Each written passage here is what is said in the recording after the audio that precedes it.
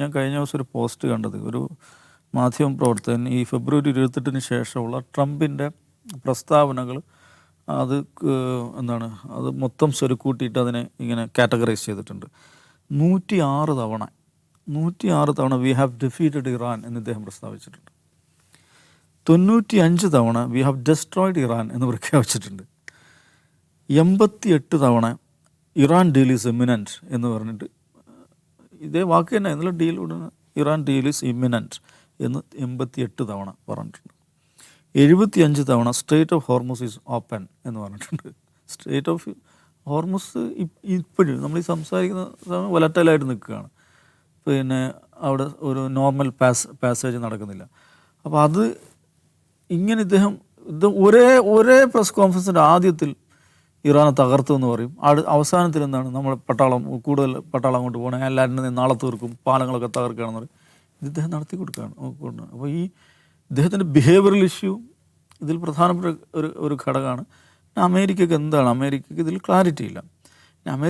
American leadership തന്നെ JD വാൻസിൻ്റെ സ്റ്റേറ്റ്മെൻറ്റുകൾ എടുത്ത് നോക്കുക, പീറ്റ് ഹെഗ്സത്തിൻ്റെ സ്റ്റേറ്റ്മെൻറ്റ് എടുത്ത് നോക്കുക. രണ്ടും വിരുദ്ധ ധ്രുവങ്ങളിൽ നിന്നുകൊണ്ടാണ് രണ്ടുപേരും സംസാരിക്കുന്നത്. JD വാൻസ് എപ്പോഴും യുദ്ധത്തിനെതിരായിട്ടാണ് സംസാരിക്കുന്നത്. അമേരിക്കയുടെ വിദേശ നയം വേറെ ചില ആളുകൾ ഡിക്റ്റേറ്റ് ചെയ്യുന്നു എന്ന് അയാൾ പരസ്യമായിട്ട് പറഞ്ഞു. ഇസ്രായേലിനെ ഉദ്ദേശിച്ചാണ് പറഞ്ഞത്. ഞാൻ ഇതിനെ എതിർക്കുന്നത് കൊണ്ട്, ഞാൻ നെഗോഷിയേഷന് വേണ്ടി വാദിക്കുന്നത് കൊണ്ട്, ഒരു പൊളിറ്റിക്കൽ ഡീലിലേക്ക് പോകണം, ഒരു നെഗോഷിയേറ്റഡ് ഡീലിലേക്ക് പോകണം എന്ന് ഞാൻ പറയുന്നത് കൊണ്ട് ഞാൻ ഖത്തറിൻ്റെ ആളാണെന്ന് എനിക്കെതിരെ പ്രചാരണം നടത്തുന്നു എന്ന് ഈ വൈസ് പ്രസിഡൻറ്റ് പറഞ്ഞു. ഇപ്പുറത്ത് പീറ്റ് ഹെഗ്സത്ത് എന്താ പറയുക, പുള്ളി ഈ മാസ് ഡയലോഗുകൾ അടിക്ക് തകർക്ക്, നമ്മുടെ പട്ടാളൊക്കെ അടിപൊളിയാണ്, മെറീൻസ് പ്രസിഡൻറ്റിൻ്റെ ഓർഡർ കിട്ടിയ ഉടനെ പോകും തകർക്കുന്നൊക്കെ പറഞ്ഞിട്ട് ഇങ്ങനെ സ്റ്റേറ്റ്മെൻറ്റ് നടത്തും. അപ്പോൾ വാർ സെക്രട്ടറി ഒരു പൊസിഷൻ എടുക്കുക, സ്റ്റേറ്റ് സെക്രട്ടറി മാർക്കോ റൂബിയോ ഒരു പൊസിഷൻ എടുക്കുക, വൈസ് പ്രസിഡൻ്റ് ഒരു പൊസിഷൻ എടുക്കുക. ഇതെല്ലാം കൂടെ കലർത്തിക്കൊണ്ട് ട്രംപ് ഇങ്ങനെ സംസാരിച്ചുകൊണ്ടിരിക്കുക. ഇതാണ് സംഭവിച്ചുകൊണ്ടിരിക്കുന്നത്. എല്ലാവർക്കും അറിയാവുന്നൊരു കാര്യം, ഇറാനെതിരായുള്ള ആക്രമണം എന്ന് പറയുന്നത് അമേരിക്കയുടെ പ്രോജക്റ്റ് ആയിരുന്നില്ല, ഇസ്രായേലിൻ്റെ സമ്മർദ്ദത്തിന് വേണ്ടി അവർ ചെയ്തതാണ്. പക്ഷെ അതേസമയം മുന്നോട്ട് പോയപ്പോൾ ഇപ്പോൾ ഏറ്റവും ഒടുവിൽ വരുന്ന വാർത്തകൾ, ഈ ലിൻസി ഗ്രഹാം മരണപ്പെട്ടു കുറച്ച് ദിവസങ്ങൾക്ക് മുമ്പ്. മെനിയാന്നാണ് അദ്ദേഹത്തിൻ്റെ ഈ നടക്കുന്നത് ഈ സംസ്കാര ചടങ്ങുകൾ. അപ്പോൾ ആ സമയത്ത് ഒരുപാട് വാർത്തകൾ വരുന്നത് എന്ന് വെച്ചാൽ ലിൻസി ഗ്രഹാം ഇതിന് വേണ്ടിയിട്ട് ലോബിങ് നടത്തിയതിനെ കുറിച്ചിട്ടുള്ള ഇൻവെസ്റ്റിഗേഷൻ റിപ്പോർട്ടുകൾ അമേരിക്കൻ മാധ്യമങ്ങൾ പുറത്തുവിട്ടു. ലിൻസി ഗ്രഹാം എന്ന് പറയുന്നത് അമേരിക്കൻ വാർ ക്യാമ്പിൻ്റെ ഏറ്റവും പ്രധാനപ്പെട്ട, സയനിസ്റ്റ് ക്യാമ്പിൻ്റെ ഏറ്റവും പ്രധാനപ്പെട്ട നേതാവാണ്. അപ്പം ഇന്നലെ ഞാൻ വായിച്ചൊരു റിപ്പോർട്ട്, ലിൻസി ഗ്രഹാം ടീമും യഥാർത്ഥത്തിൽ വിചാരിച്ചിരുന്നത് 1-2 ആഴ്ച കൊണ്ട് സംഗതി ഫിനിഷ് ചെയ്യാൻ പറ്റുമെന്നായിരുന്നു. പാക്കപ്പ് ചെയ്യാം, നമുക്ക് ഇറാൻ റെജീം ചേഞ്ച് വരെ കൊണ്ടുവരാൻ പറ്റും, ലക്ഷ്യം നേടാൻ പറ്റും, ഗോ സ്മാഷ് ഫിനിഷ്. ഗസയിൽ മുമ്പ് നെതന്യാഹു പറഞ്ഞില്ല, അതേമാതിരി ഇത് പെട്ടെന്ന് പാക്കപ്പ് ചെയ്യാൻ പറ്റും എന്നായിരുന്നു അവർ ധരിച്ചിരുന്നത്. പക്ഷേ അത് കയ്യിൽ നിന്ന് പോയി. അപ്പോൾ കയ്യിൽ നിന്ന് പോയപ്പോൾ ഒരു പ്ലാനില്ലാതെ ഇറങ്ങുമ്പോൾ ഉണ്ടാകുന്ന പ്രശ്നങ്ങളുണ്ട്. ആ പ്രശ്നങ്ങളാണ് ഇപ്പോൾ കാണുന്നത്. ഇടയ്ക്കൊന്ന് പോയി അടിക്കും, പിന്നെ ഇല്ല നമുക്ക് ചർച്ച ചെയ്യാമെന്ന് പറയും. പക്ഷേ ഇതൊന്ന് ഇപ്പോൾ ഉണ്ടായ ഡെവലപ്മെൻ്റ് എന്ന് വെച്ചാൽ ഇതുവരെ ഉണ്ടാകാത്ത വിധം ഈ സംഗതി സ്പൈറൽ ചെയ്തുകൊണ്ടിരിക്കുകയാണ്. കാരണം ഇതുവരെ ഹോർമസ് ആയിരുന്നു പ്രശ്നം, പക്ഷേ ഇപ്പോൾ ബാബുൽ മന്ദബ് പ്രധാനപ്പെട്ട ഒരു കോൺഫ്ലിക്റ്റ് സോണായി മാറി.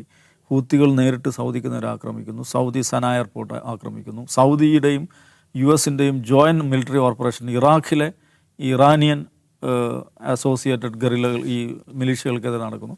എനിക്ക് തോന്നുന്നത് ഫെബ്രുവരി 28 ശേഷമുള്ള ഏറ്റവും സങ്കീർണമായൊരു ഘട്ടത്തിലേക്ക് ഇപ്പോൾ കടന്നിരിക്കുകയാണ്. ഇപ്പോൾ ബാബുൽ മന്ദബ് ഞങ്ങൾ ക്ലോസ് ചെയ്യാൻ പോവുകയാണ്, ഞങ്ങൾ എംബാർക്കോ ഏർപ്പെടുത്താൻ പോവുകയാണ്, ടോൾ ഏർപ്പെടുത്താൻ പോവുകയാണ് എന്നിവർ പ്രഖ്യാപിച്ചു, ഹൂത്തികൾ പ്രഖ്യാപിച്ചു. സൗദി വെസൽസ് ഞങ്ങൾ കടത്തിവിടില്ല. ഇപ്പോൾ ബാബുൽ മന്ദബ് എന്ന് പറയുന്നത് ഈ ഹോർമുസ് പോലെ തന്നെ വളരെ പ്രധാനപ്പെട്ടാണ്. ലോകത്തെ മാരിടൈം ഓയിൽ ട്രേഡിൻ്റെ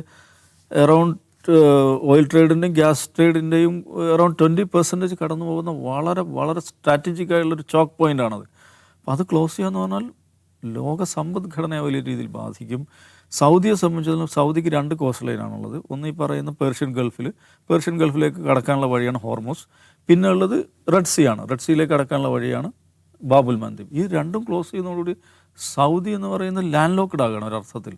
സൗദി വലിയ തോതിൽ പ്രശ്നം ഉണ്ടാക്കും. ഇപ്പോൾ ഇന്നിപ്പോൾ അൽ ജസീറയിൽ വന്നിട്ടുള്ള റിപ്പോർട്ട്, ഒരു ട്രാൻസ്നാഷണൽ കോalitionന് വേണ്ടിയിട്ട് സൗദി ശ്രമിക്കുകയാണ് ബാബുൽ മന്ദബ് ഫ്രീ ആക്കാൻ വേണ്ടിയിട്ട്. അത് അവർ ഏതാണ്ട് 50ഓളം രാജ്യങ്ങൾക്ക് കത്തെഴുതി അവരൊരു കോൺഫറൻസ് വിളിക്കുകയാണ്. അതിൽ പങ്കെടുക്കാൻ ഈ രാജ്യങ്ങൾ അവർ സമ്മർദ്ദം ചെലുത്തുന്നു. US അടക്കമുള്ള രാജ്യങ്ങൾ അതിനകത്തുണ്ട്. അപ്പം ഒരു ട്രാൻസ്നാഷണൽ കോalition ഫോം ചെയ്യുക, അത് ബാബുൽ മന്ദിബിൽ അവർ ഓപ്പറേറ്റ് ചെയ്യുക എന്നൊക്കെ പറയുമ്പം this gonna become A world war, kind of world war. ഒരു വലിയ തരത്തിൽ ഒരു ഇൻ്റർനാഷണൽ കോൺഫ്ലിക്റ്റിൻ്റെ അതിൻ്റെ ഒരു ഇതും വർദ്ധിക്കുകയാണ് ചെയ്യുന്നത്, അതിൻ്റെ ഒരു ഏരിയ വർദ്ധിക്കുകയാണ് ചെയ്യുന്നത്.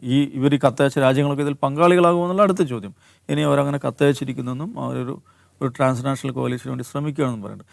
ഇറാനെ സംബന്ധിച്ചിടത്തോളം അവരുടെ ഈ പറയുന്ന റെസിസ്റ്റൻസ് ആർക്കിടെക്ചർ അത് ഇൻടാക്റ്റായിട്ട് നിലനിൽക്കുന്നു എന്നുള്ളതാണ് അവരുടെ ഒരു സംഗതി. ഇപ്പോൾ ഇറാൻ ഒരു പ്രതിസന്ധിയിൽ വിടുമ്പോൾ ഇപ്പുറത്ത് ഹൂത്തികളെ അവരെ ആക്ടിവേറ്റ് ചെയ്യാൻ അവർക്ക് ഇപ്പോഴും സാധിക്കുന്നു.